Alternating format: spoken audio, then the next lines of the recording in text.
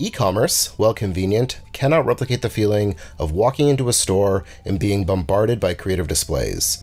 Companies obviously still pay and compete for the retail shelf space that is left, but the norm used to be product manufacturers would make elaborate showcases to highlight their products and win over your business. A ton of thought and effort used to go into displaying products in an enticing way that encouraged shoppers to buy. That is what we are going to be talking about today on the videocast, retail merchandising videos. We will be seeing how the merchandising industry works, as well as some examples, focusing on stores in line with our interests here, so lots of physical media, toys, and more.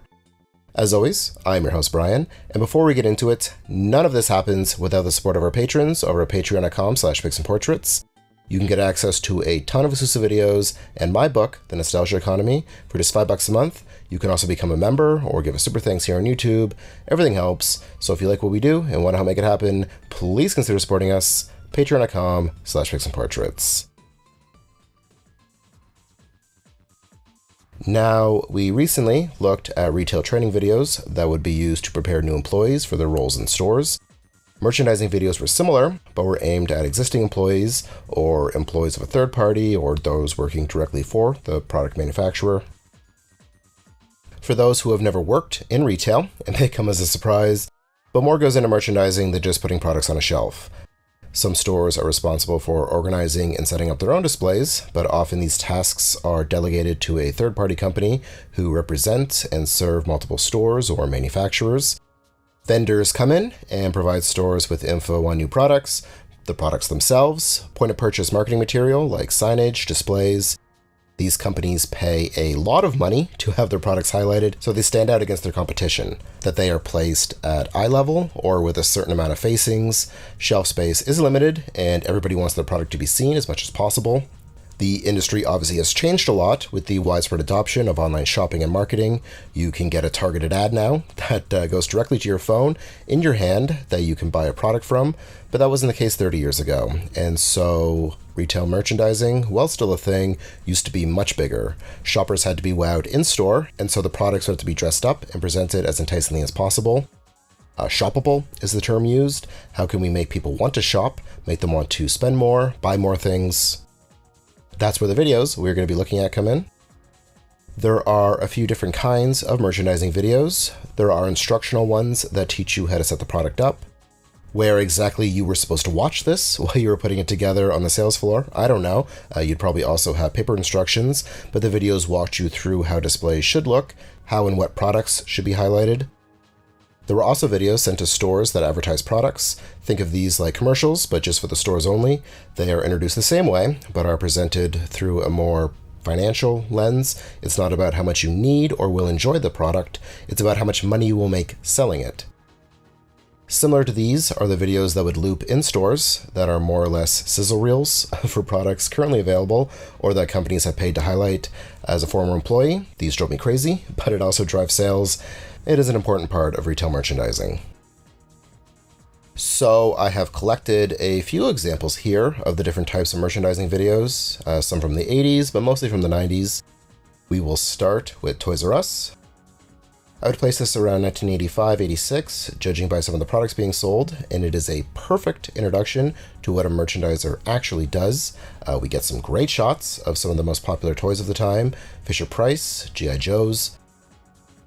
This is probably the most boring one we are going to be seeing. It walks you through spacing and proper stacking, how to display product, how not to display as well. I've done this job before. It is extremely tedious, but also very satisfying when you see the completed zone. Next up, a little more excitement, Nintendo. I found two different merchandising videos from different points of view. The first seems like it was intended for larger department stores like Kmart or Walmart. It is from around 1992 and offers an amazing look at what the company calls the Nintendo Power Previews display. It's advertised as a jukebox for games. It seems like it plays a demo of every game. You can press it. I don't think you'd be able to interact with this beyond choosing the games. Multiple displays are shown, interactive displays for the NES, Super NES, and Game Boy as well.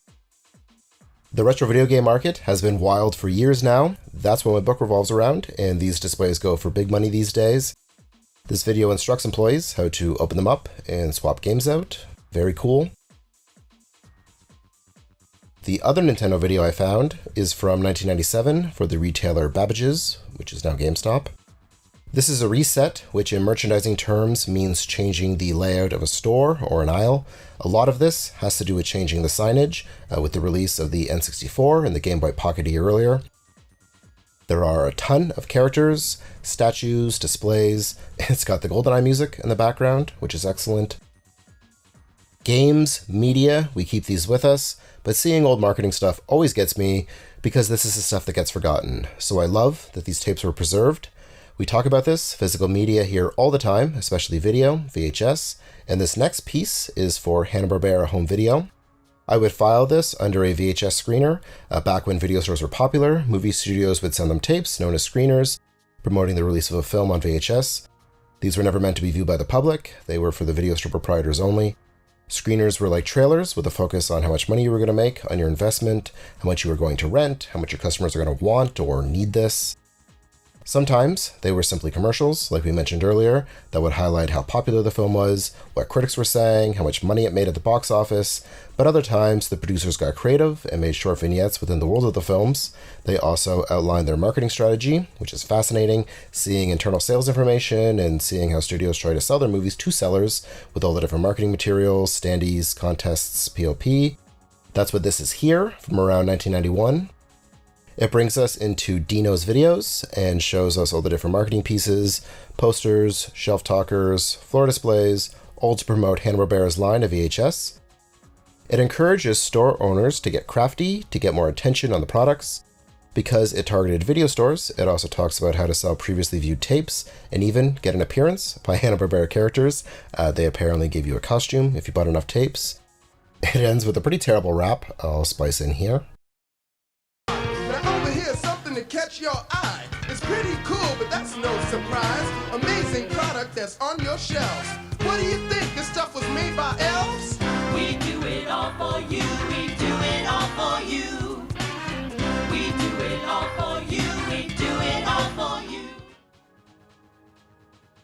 Up next, we have a marketing tape for Jurassic Park, which we talked about this summer in our video on fast food movie tie-ins. This movie was huge. The marketing machine behind it was massive. $65 million, as we learned in this video here. We also see the list of all the companies that were involved in Jurassic Park's advertising effort. It asks us to imagine a world where Jurassic Park inhabits every room and shows all the different types of merchandise, toys, video games, books, clothing and apparel, food even. This would be sent to retailers to get them to carry the products, and the tone reflects that. It introduces them to the movie, which hadn't been released yet, and calls carrying the Jurassic Park products the kind of opportunity that only comes along once every 65 million years. The last thing we're going to be looking at is actually a video magazine that focuses on retail merchandising. Video magazines really don't exist anymore, but these were short programs on video that tried to replicate the format of a magazine. They could be standalone, but were often video content created by magazines that would have segments or profiles similar to articles. This one is set up like a news broadcast. The cover story is all about entertainment retail merchandising, which is on theme here. It takes us inside several different record stores to see how they run, what types of layouts they're using, the way products are staged, and how that translates to sales. As a 90s kid, this is a dream. I miss stores like this so much that carried music and video. Take me back, please. There are also interviews with industry professionals, but really the standout here is all the in-store footage. So many great displays, like this Dumb and Dumber one here. I could live in this world. I will post links to all of these in the description if you want to check them out. Let me know in the comments what you think. That is going to do it for today. If you like this video, give us a thumbs up. That helps out a lot. Subscribe, share, and again, if you have the means, please consider supporting us. Patreon, membership, super thanks, everything helps. As always, thank you so much for your interest in this channel, and thanks for watching. See you in the future.